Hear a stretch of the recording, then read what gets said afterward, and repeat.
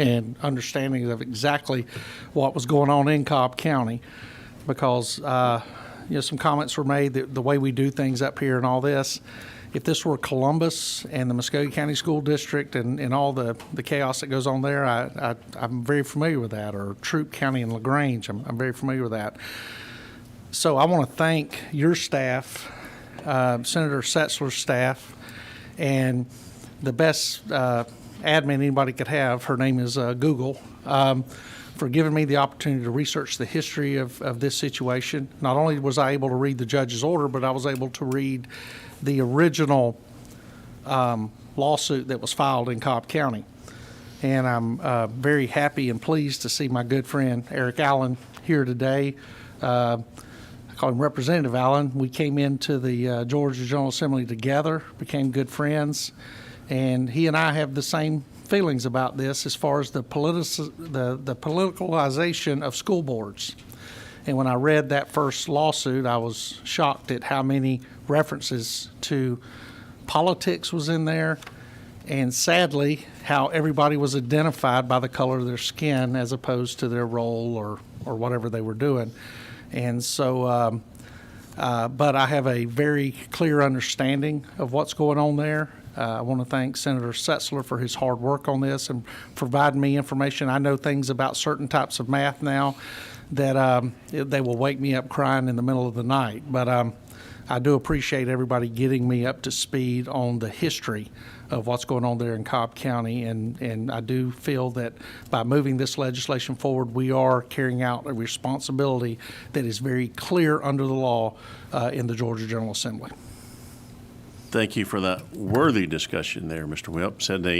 I do also want to thank Senator Estevez for giving us some more information to be disseminated. I think each of y'all received an email and some information in your packet on that. So, Senator Estevez, you have a question? Yes, sir. Thank you, Mr. Chairman. Just a quick question about, and Senator Setzler, thank you for sending us some more information. I just had a question about where that information came from. Yes, this is, I hired staff to help me pull this together. As you know, we as legislators develop some level of expertise in these things, but to make sure that we've got the kind of probity and preparation that it takes to do this consistent with the judge's order, I engaged staff as a legislator to help me do that.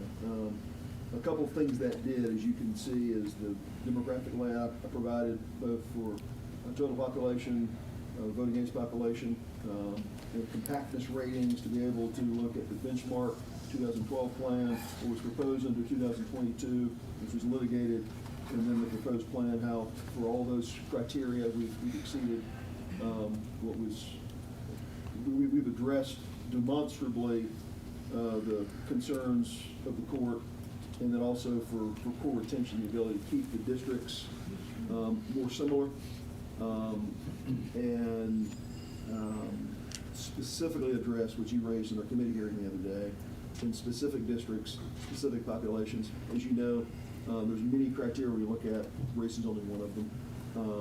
So engage staff to do that. A redistricting professional to help me do that. That's has the expertise and is the kind of expert that I think we can be proud of and would expect to address the judge's order and not make big mistakes. Thank you, Senator. I think when my colleague asked for the science and asked for us to use resources from within this building, we do have experts in this building at the Legislative and Congressional Reapportionment Office that you would expect this data to come from. It concerns me that we would be relying on a staffer that essentially had spreadsheets where we have no source of truth that is paid for and hired by the state.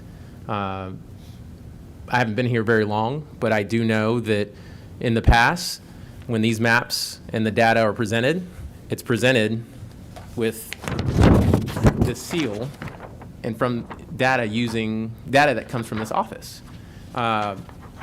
these are spreadsheets, and had I known that that was the standard that we were going to use, I would have had a staffer create some charts that I could use to argue otherwise. But nevertheless, I do think it's important to point out, one, that the judge did make specific points that I believe are not addressed by this map, and two, that there is willingness from both parties to work together to have a map that all of Cobb, regardless of party, regardless of what you look like, where you're from, in Cobb County, will be proud of. And I hope that despite the resistance to have those conversations, that those who are open to those conversations continue to have those, and that we come to a resolution that is good for everyone in Cobb County. Thank you, Senator Estevez. Said the Just real brief, Mr. Chairman, because this is important, if it please the chair, very briefly. you're going to be very, very brief. Thank you, Mr. Chairman. To the gentleman's point, these maps that's before you were generated by a reapportionment office. In fact, changes were made by a reapportionment office in technical review, making sure that you had no anonymity issues. All of those things to produce the final map set was, in fact, produced by a reapportionment office. As you can probably expect, some of the forensic level of information to comply with every element raised in the court's order is arguably beyond the scope of our reapportionment office to hit every single question. So I think going to the reapportionment office with something that was thoughtful and prepared would be what our citizens would expect. Thank you, Senator Sattler. And I think it's. We have a motion and a second. Thank you, Mr. Chairman. We have a motion by our majority whip, a second by Senator Williams. All in favor, please signify by raising your right hand. Favor. You have 1, 2, 3, 4 in favor, and all opposed, and 1 opposed. That concludes the business of our committee today. The motion was passed, and I'll have that reflected in our report. Thank you, Mr. Chairman. Members of the committee. Thank you, Senator Sessler. Said that. Hope everybody gets out without getting too wet today. Have a good weekend.